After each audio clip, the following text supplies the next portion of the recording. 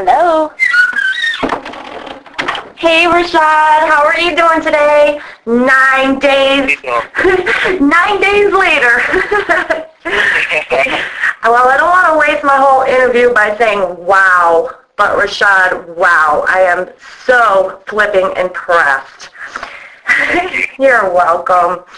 So life's been crazy since winning the title. You've been very, very busy. What happens when you win a title, Rashad? What happens? They rush you off to press conferences and what? Yeah, they rush you off to the press conference, and after that, you get rushed to your after party, and then try to get some rest in between there, but party all night. Party all night.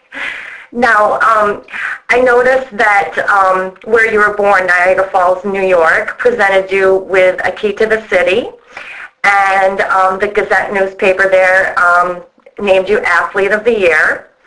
So I'm sure there's things like that going on as well. Yeah, that was quite surprising, to be honest. I didn't expect any of that, and to have that in my hometown, it was a beautiful thing, you know.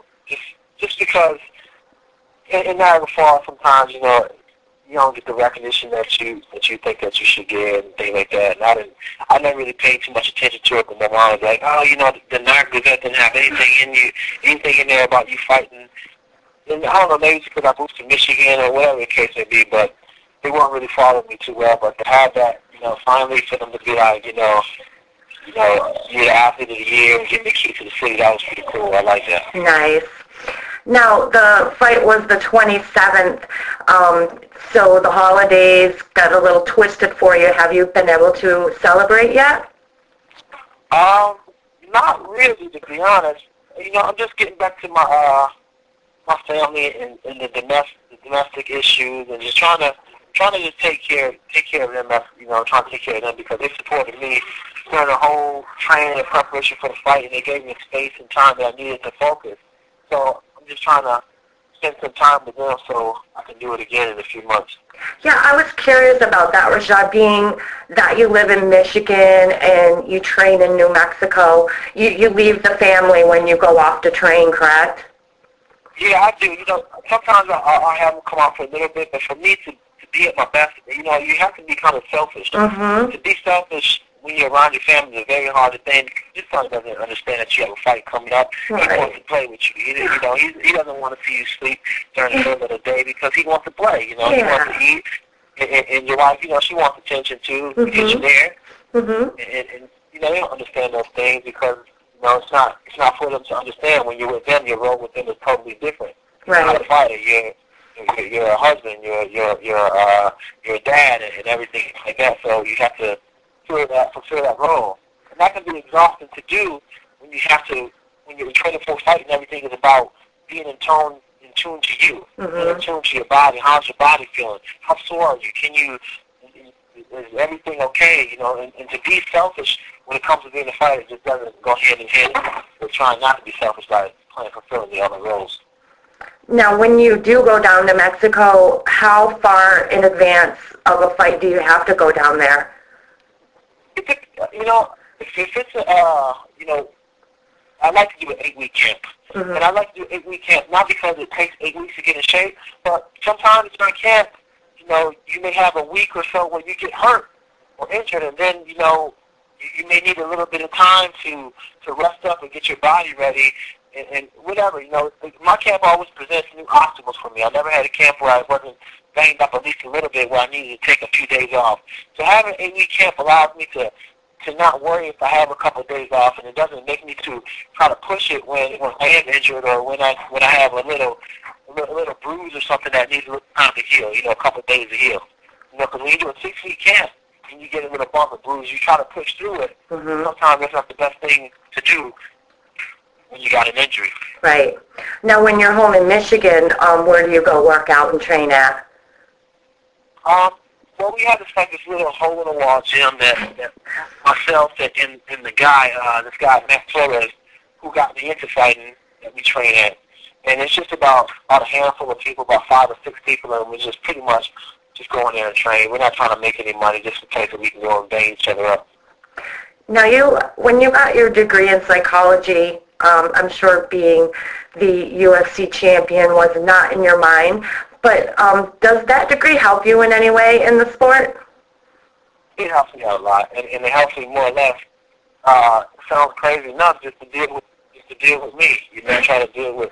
Sometimes I may feel a little lost. You know, I may feel a little insecure, or you know, your mind starts playing tricks on you when you have so much pressure on you, and you have a big fight coming up, and all these different things. You really got to be able to, you know, kind of talk yourself into a good mental state. And that's what it helps me to talk myself in a good mental state. And it also helps me play a little games on people and stuff like that to just, you know, kind of mess with them a little bit. But well, I know that you had a lot of confidence going into the fight with Chuck Liddell. Did you feel the same way before your fight with Forrest? I'm sorry, what did you say? The confidence level before Chuck Liddell, you were real confident. Did you feel confident like that when you went before the Forrest fight? Yeah, I was feeling very confident, and you know, the confidence comes just being comfortable with the fact of just comfortable with how the fight may go no matter what. You know, I may go in there and have the best fight of my life, but I also may go in there and have the worst one. I also may go in there and get, you know, knocked out or get beat to a pulp. That can happen, but once you're comfortable with that, and that's a hard thing to get comfortable with, but once you really, really sit and think about it and you get comfortable with it, then you kind of free yourself to be confident and to say, you know what, whatever happens, happens, because you can live with yourself either way. And you try to go in there and try to perform to the best of your ability. And if you win, that's excellent, and it's how you visualize. But if you don't, then you gotta, you know, just go and work on things that will make you better. Well, you just got the dang belt, and already they're lining up. I'm sure Forrest wants the belt back. Rampage, he wants the belt. I actually have a quote from Chuck Liddell from the Sun Sentinel, and he says, "He's got the belt, and I'll take it." What do you think of that? I think that's exactly how you're supposed to feel. I like that. I like the fact that he wants to take the belt.